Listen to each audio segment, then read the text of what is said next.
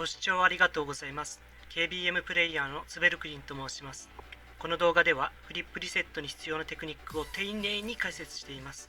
フリップリセットの解説というより、フリップリセットするための練習方法の解説をしています。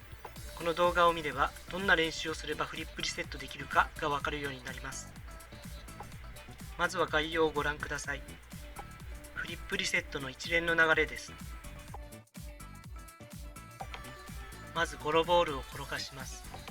それから壁まで持っていき、壁から切り離し、エアロールしながら反転し、背面飛びでリセットを入れる。そしてフリップショットでゴールを決める。これで理解できたら、この先の動画は見なくて大丈夫です。それぞれの動きを分解して、めちゃくちゃ丁寧に解説していきます。もう知ってるよという部分は飛ばしながら見てください。概要欄に目次があるので、目的のところまで飛ばせるように設定しました。ぜひ使ってみてください。この動画はフリップリセットをやったことがない人、コツが全然わからないけどやってみたい人、何を練習すればいいのかわからない人、そんなプレイヤーを対象に作成しました。とても丁寧に説明したので、慣れているプレイヤーにとってはまどろっこしい部分もあるかもしれません。ご了承ください。ちなみに私は40歳を過ぎたおっさんですが、そんなおっさんでもフリップリセットできるようになりました。基礎を順番に練習すればフリップリセットできるようになります。また、私は KBM、キーボード&マウスで操作しています。フリップリセットの操作はコントローラーと共通のテクニックを使っているので、どちらのプレイヤーにも問題なく参考にしていただけると思います。まずはゴロボールを解説します。ボールに優しく密着し、そっと鼻で押すイメージです。強く当たると跳ねてしまうので、優しく押します。次は少し勢いをつけたボールです。鼻先でトラップし、その後転がします。先ほどのボールのようにゆっくり転がしていると、試合中は相手からカットされます。なので急ぐときはこちらを使います。これはフリップを使ってゴロボールを作っています。当たる前にボールに密着し、上半分を鼻で押すイメージ。小ジャンプの後にきちんと密着し、くっついた状態でフリップするのがコツです。きちんと密着できれば、前フリップでも斜めフリップでも転がせられます。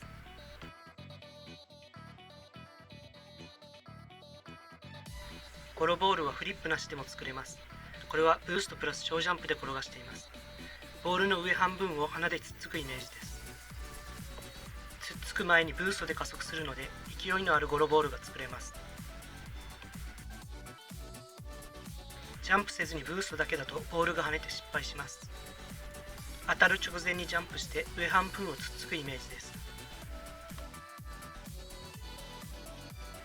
慣れてきたらフリープレイでトレーニングします。鼻先でトラップして転がしてください。空中に浮かんだボールを鼻先にかすらせるようにしてトラップすると、うまくゴロボールが作れます。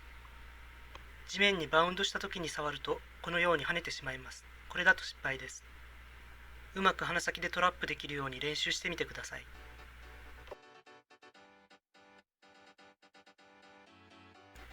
慣れてくればいろんなボールをゴロボールに持っていけます。ゴロボールにできる球が増えると、壁からエアリアルからフリップリセットにつなげられる機会が増えるということです。フリップリセットのきっかけの部分なので、しっかり練習しておきましょう。次は壁からの切り離しを解説します。ゴロボールについていって下からつっつくイメージです。つっつく前にボールと車体にちょっとだけ隙間を空けるのがコツです。隙間は車1台か2台分で十分です。つっついた後、ボールが天井に当たると失敗です。天井に当たったボールは勢いがついて跳ね返ってくるので、フリップリセットするのが非常に難しくなります。天井につかない範囲でギリギリの高さが出せるのが良い切り離しです。勢いのないボールの時は強めにタッチ、勢いのあるボールの時は優しくタッチします。この辺りは慣れと経験なので、何度もやっているうちに覚えてくると思います。エアドリブルやフリップリセットがうまくいくかは、この切り離しにかかっていますので、丁寧に練習しましょう。次は背面飛びのトレーニングに移ります。ダブルジャンプしてエアロール、後ろ向きのまま飛んでボールに当たります。フリップリセットは背面でボールに当たるので、後ろ向きの操作が重要です。バク転すると失敗です。気持ちゆっくりめにジャンプ2回押しましょう。背面飛びに慣れてきたらゴールからゴールに向かって飛び込みます。勢いをつけてもある程度コントロールできるのが目標です。背面飛びに慣れていない場合は難しく感じるかもしれませんが、毎日続けているうちに必ずできるようになります。1日5分ずつでもいいので背面飛びで飛ぶ練習をしておきましょう。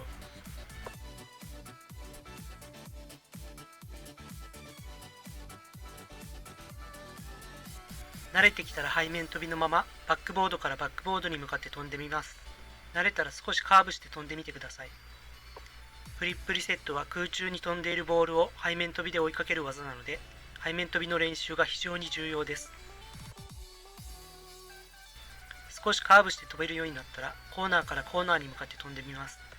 まっすぐ飛ぶとずれてしまうので微調整して飛ぶ必要があります。それにも慣れてきたらセンターのボールを越えて大きくカーブしながら飛んでみます。少し勢いがついた状態のままカーブするのはある程度慣れていないと難しいので、いいトレーニングになると思います。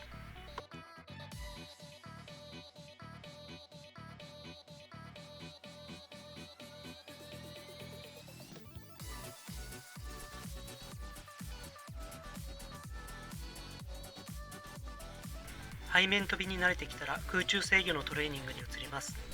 この練習では着地せずにコート外周をぐるっと一周できるようになるのが目標です。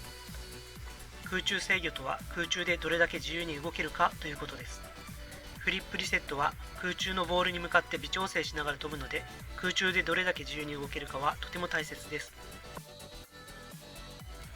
表面だけではなく裏面もできるようになったら横でも飛んでみましょう。何も考えずに空中を自由に飛べるようになるのが目標です。頭で考えるのではなく、マッスルメモリーを鍛えるつもりで飛びます。私も最初は全然できませんでしたが、1日10分の空中制御のトレーニングを続けるうちにできるようになりました。それでも自由に飛べるようになるまでは1ヶ月以上かかったと思います。続けているうちにいつかできるようになるので諦めずに頑張ってください。トレーニングの時間は1日10分でも大丈夫です。諦めずに毎日続けることが大切です。外周が飛べるようになったらセンターのボールの周りを飛んでみます。細かくカーブしていく必要があるので、外周に比べて繊細な操作が必要になります。こちらも外周と同じく表面、裏面、横でも飛べるようになるのが目標です。最初はうまく飛べなくて本当にイライラすると思うのですが、続けていくうちにきっとできるようになるので諦めずにやってみてください。毎日5分だけでもやってみるのが大事です。通常のマップに飽きたらピラーズマップもいい気分転換になります。大きな柱が2つ立っていて8の字になっているので、その間を空中制御しながら飛んでいきます。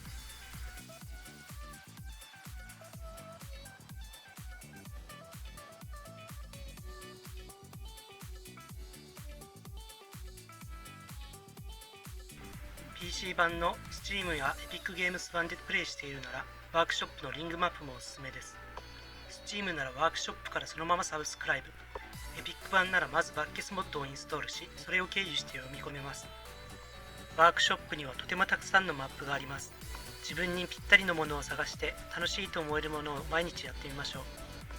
少し難しいものにチャレンジして、今日はここまで進もうと目標を立ててやってみるのも面白いと思います。空中制御はとにかく毎日続けるのが大切です。やればやっただけ上手くなるテクニックなので続けてみてください。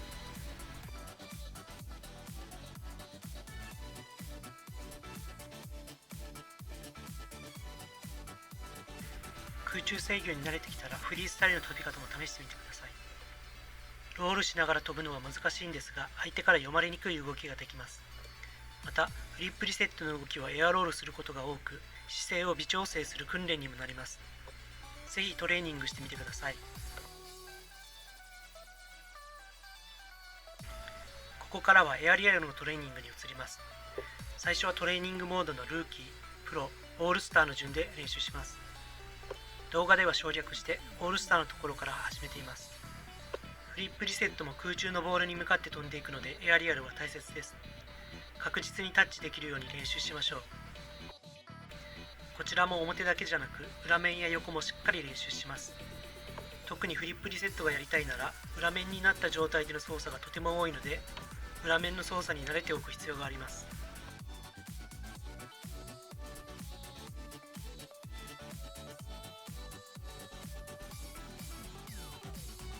トレモは3秒の待ち時間があるので時間がもったいなく感じます。カスタムトレーニングは3秒の待ち時間がないのでおすすめです。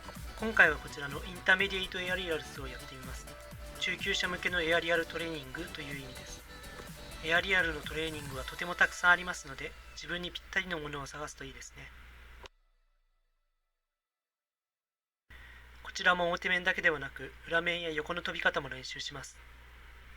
エアリアルのトレーニングには近道はありません。ひたすら飛んで飛びまくって慣れていくのが大切です。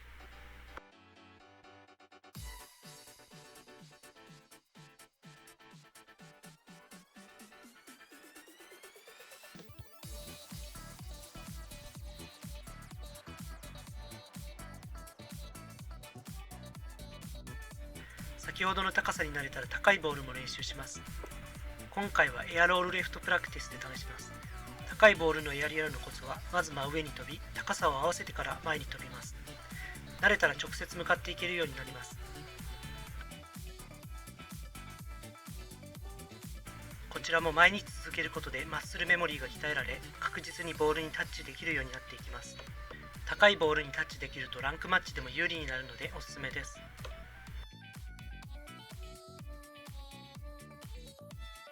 次はエアドリブルをトレーニングします。こちらのボールエアドリブルがおすすめです。エアドリブルに慣れていない場合は、まずワンタッチで慣れていきましょう。慣れたら少しずつタッチを増やしていきます。最初はこのくらいで大丈夫です。エアリアルの基礎が身についていれば空中でワンタッチするのは難しくないはずです。慣れてきたら空中で2タッチを狙ってみましょう。これも表面だけではなく裏面でもタッチできるように練習します。裏面のエアドリブルはフリップリセットに非常に近い動きです。これができるようになればフリップリセットまであと一歩です。壁から切り離した後にワンタッチしてフリップリセットに行く、そんな動きに似ています。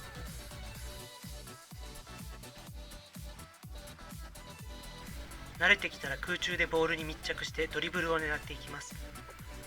ボールに追いつくまではブーストを吹かしますが、タッチする瞬間はブーストをやめ、柔らかくタッチします。ブーストしたままタッチするとボールが遠くに飛んでいってしまうのでドリブルにはなりません。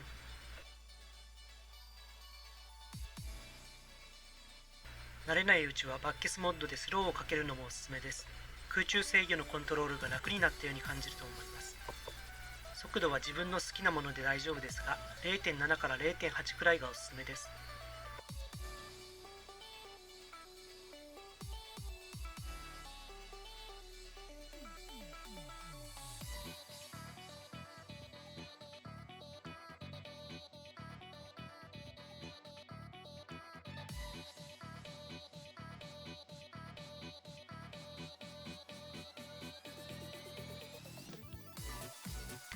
スローになれたら倍率をいじって少しずつ通常速度に戻していきます。明らかに速くなったと感じるなら速度の上げすぎです。あんまり変わってないかなと思うくらい少しずつスピードを上げるのがコツです。マッスルメモリーが覚えてくれるので、少しずつ速い速度でもコントロールできるようになっていきます。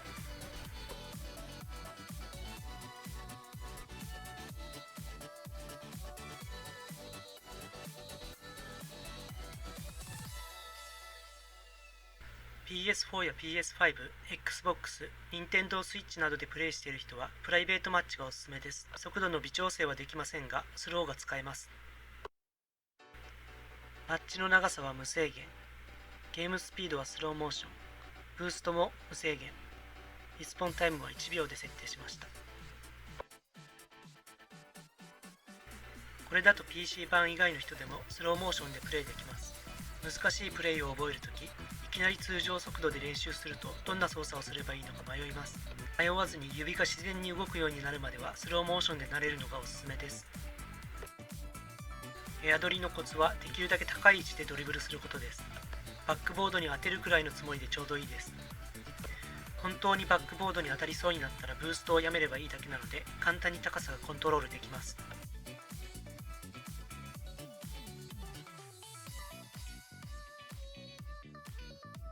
もしエアドリブルを失敗したと思ったらピンチショットを狙ってみましょう。地面と車でボールを挟み込むようにすると勢いよく飛び出ます。スピードのある球なので不意打ちになって結構決まります。エアドリも練習すればするほど上手くなるテクニックなのでたくさん練習してください。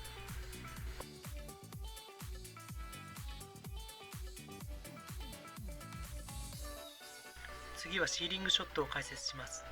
シーリングショットはフリップリセットに似ているのですが、もっと簡単でしかも強い技です。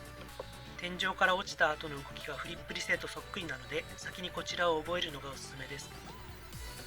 特にシュートの部分がフリップリセットの時と同じなので、リセットを入れた後のシュートの特訓になります。また反転操作の練習にもなります。天井からジャンプした後にフリップをキープできる時間は 1.45 秒とされています。そんな細かい時間は数えられないと思うので感覚で覚えましょう。ロケリンの使用を研究するロケットサイエンスというチャンネルがあります。ロケットサイエンスさんの検証によれば、ジャンプボタンを押す長さでタイミングが変わり、ちょん押しだと 1.25 秒、長押しだと 1.45 秒になるとのことです。ちなみにジャンプせずに落ちればいつまでもフリップをキープできます。好きなタイミングでフリップしましょう。これは天井を走るシーリングシャッフルというメカニクスです。うねうね走ることで天井をしばらくの間走ることができます。使いどころはちょっと難しいんですが、うまく使えばシュートのタイミングをずらしたりできます。普通のシーリングショットの要領でボールを上げた後、シーリングシャッフルで少し走り、タイミングをずらしてシュートします。相手からするとディフェンスするタイミングがずれていやらしいと思います。このようにシーリングは奥が深いので、興味があったらぜひ練習してみてください。これはシーリングでリセットを入れた後、ポゴというメカニクスで地面を跳ねています。地面にタイヤがつかないのでフリップをキープできるという理屈です。地面に落ちる時の角度が重要です。できるようになると楽しいです。シーリングのテクニックを覚えておくと、これから覚えるフリップリセットと組み合わせて使うこともできます。組み合わせ次第で動きの幅が無限大に広がっていくので、ぜひ練習してみてください。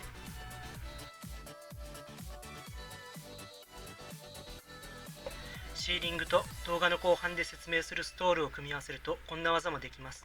シーリングストールリセットシュートです。とてもかっこいい技なのでぜひ練習してみてください。ここではリセットしたことがない人に向けてフリープレイでのトレーニングを紹介します。まずダブルジャンプしてタイヤ4つの中心、おへその部分をボールに当てます。うまく中心が当たればフリップリセットできます。地上のボールに対するフリップリセットですね。ここでは必ずダブルジャンプしてボールにぶつかるようにしてください。ダブルジャンプしないと普通にフリップができるうちにボールに当たってしまうので、リセットが入ったかどうかが判断できなくなります。空中制御を覚えた人なら簡単にできるようになるはずです。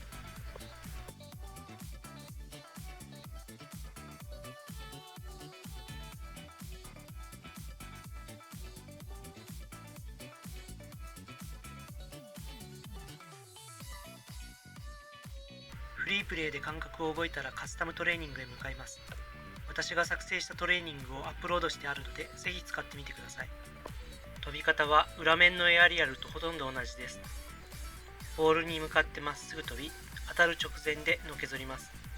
タイヤ4つの真ん中、おへそのあたりが当たればリセットが入ります。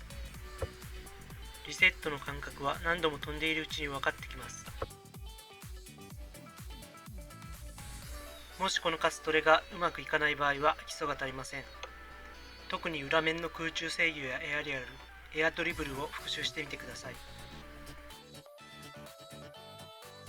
ボールに向かって飛べないならエアリアル、ボールに飛べるけど車がコントロールできないなら空中制御やエアドリブル、空中制御できるけどリセットできない場合は一つ前のフリープレイのリセットトレーニングをやってみてください。基礎ができているなら止まったボールへのリセットはそれほど難しくありません。基礎ができている人なら1日で覚えられると思うので、ぜひやってみてください。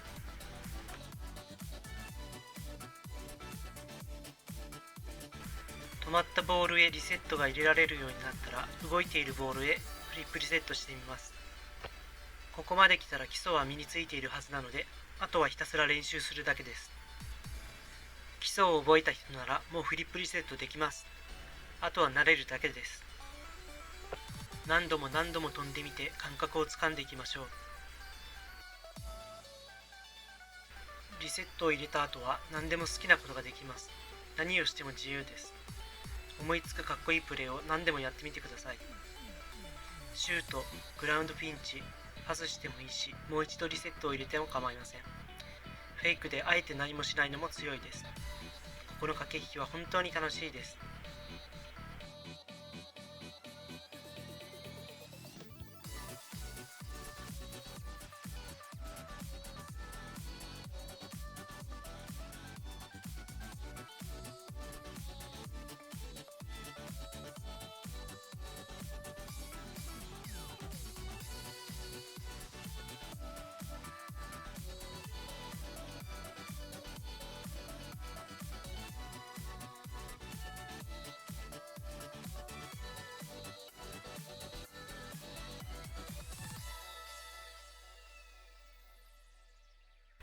ところで、どうして右壁で右ロールするのか気になったことはありませんか？右壁から飛ぶとき、左ロールする方がフリップリセットしやすいように見えませんか？もう一度同じシーンを再生してみます。この場面です。ここは右ロールするより左ロールする方が明らかにロールする幅が少なくて済みます。しかし実際はほとんどのプレイヤーが右ロールしてフリップリセットに向かいます。その理由は右壁なら右ロールする方が強いからです。なぜならフリップリセットに行く他にエアドリブルや直接シュート、パスやダブルタッチなど技の選択肢が広がるからです。フリップリセットに行く時でも相手に他のプレイをしてくるかもしれないと思わせられると相手は迷います。そしてディフェンスしにくくなります。だから強いというわけです。もちろんくるっとロールする方がかっこいいという理由もありますね。フリースタイルではかっこいいが正義です。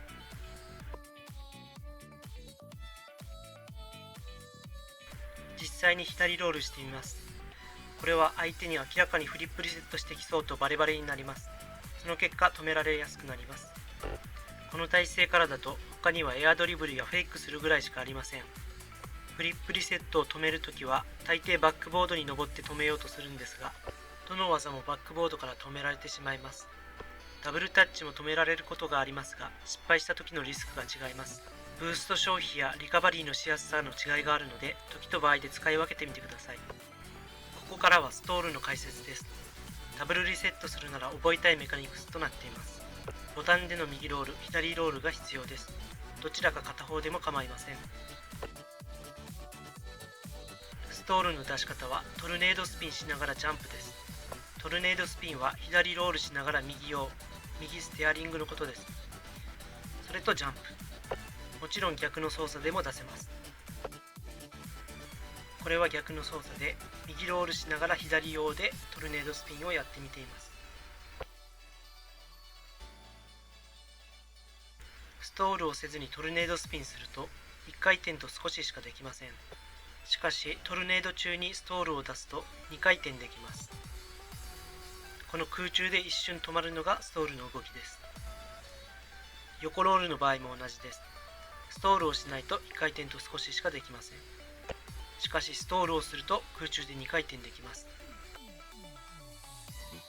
実際は空中で反転して一瞬止まるような姿勢で出すので、姿勢が崩れないように一瞬で入力できるように練習してみてください。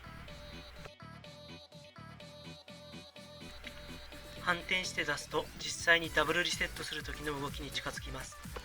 横フリップしてしまうと失敗です。横フリップせず、なるべく姿勢が崩れず一瞬でストールできるようにやってみてください。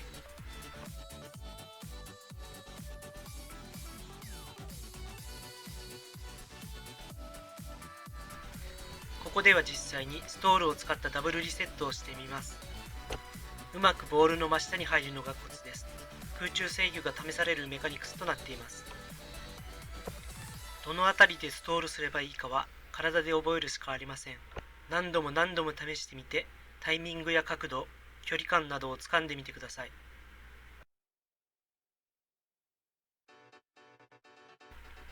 トップクラスのフリースタイラーともなれば5回、6回、7回、8回とリセットするプレイヤーもいます。ヘリコプターのようにくるくる回りながら行うヘリリセットという技もあります。興味がある人は調べてみてください。私はその真似事すらできないので、まだまだ修行が足りません。これからも練習します。ストールを使ったダブルリセットは他のダブルリセットに比べると簡単です。ボールの真下に入る、確実にストールできるの2つを覚えればできるようになります。あとはひたすら練習するだけです。空中制御やストールするタイミングについてはひたすらやり込んで体で覚えましょう。次にストールリセットを応用した A1 プルリセットを紹介します。ストールをするときに横ロールしながらストールリセットを入れます。めちゃくちゃ難しいんですが、決まるとめちゃくちゃかっこいい技です。KBM フリースタイラーのパルス A1 プルさんがよく使うことから A1 プルリセットと呼ばれています。A1 プルリセットは最初のリセットを入れた後にボールの真下にきれいに入るのがコツです。この辺りはストールリセットと同じですが、横ロールの動作が入っているので混乱しやすくなります。慌てず丁寧に操作しましょう。スムーズに行えるようになるまでは何度も飛びまくるしかありません。頭で考えるのではなくマッスルメモリーを鍛えましょう。動画ではうまくいった部分をクリップしているのですが、実際は非常に難しく、私もめったに成功しません。成功率を上げられるようにもっと修行を重ねたいと思います。ここもシュートが決まればかっこよかったんですが。次にラピッドリセットを紹介します。斜めフリップや前フリップでリセットを入れる形のことです。プリフリップの応用とも言える技なので、ボールと自分の位置関係が非常に重要になります。もう一つの特徴としてフリップの勢いがあるのでボールが浮き上がりやすいです。もう一度リセットを入れたりシュートを決めたり相手の頭を起こしたりといろんな使いどころがあると思います。ラピッドリセットはボールの真下に入るというよりボールの斜め後ろに入ります。そこから車体を斜めに傾けてフリップした後のおへそ部分がちょうどボールに当たるようにします。前フリップの場合はボールの真後ろに行き、前フリップした後の中がちょうど当たるような距離感でリセットを入れます。ラピッドリセットを狙う場合、ボールの勢いや車体の位置関係は毎回変わるので、その度に微調整が必要となるテクニックとなっています。たまたま成功したトリプルリセットを紹介しておきます。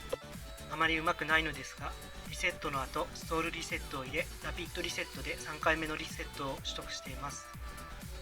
成功するとめちゃくちゃかっこいいので安定して出せるように練習していきたいです。ここではリセットに関わる内部仕様について解説します。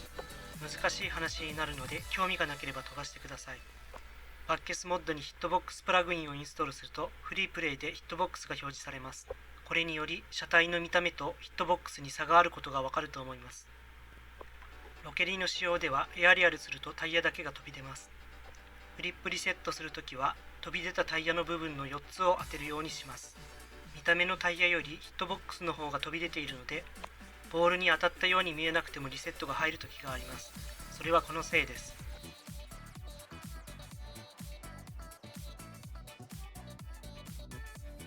フリースタイラーに人気のある他の車も見てみます。ドミナスはドミナスヒットボックス、ブレイクアウトはブレイクアウトヒットボックスを持っています。それぞれが専用のヒットボックスなので見た目とのズレが少なく扱いやすい車と言えます。このズレの少なさも人気の理由の一つかもしれません。特殊な見た目の車も比べてみます。スカラベやトリトンはオクターンヒットボックス、エスパーはハイブリッドヒットボックスです。これらは見た目とのズレが大きいのでシビアなプレーになるほど感覚とのズレが増えて難しくなると思います。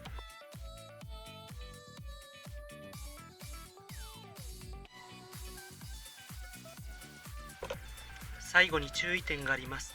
それはフリップリセットを練習してもランクマッチは強くならないことです。ロケリそのものが上手くならないという意味ではありません。空中制御やエアリアル、フリースタイルなどのプレーは向上するはずです。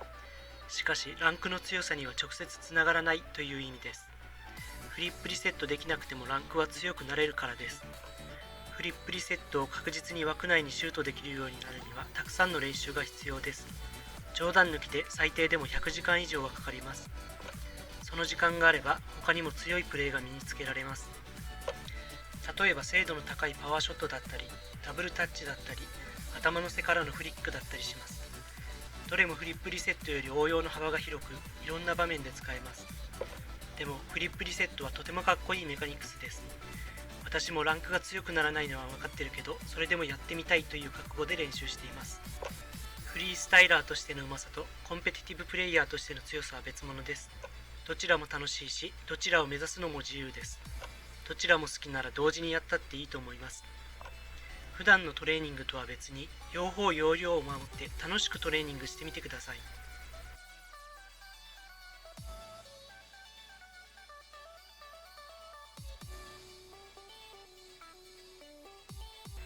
フリップリセットは楽しいメカニクスです。一人でも多くの人ができるようになればいいなと思い、解説動画を作成しました。もしこの動画を見てフリップリセットできるようになったら教えてもらえると嬉しいです。わからない部分があれば私のわかる範囲でコメントでお答えします。この動画が参考になったら高評価やチャンネル登録していただけると嬉しいです。それでは最後までご視聴ありがとうございました。皆さんがフリップリセットできるようになりますように。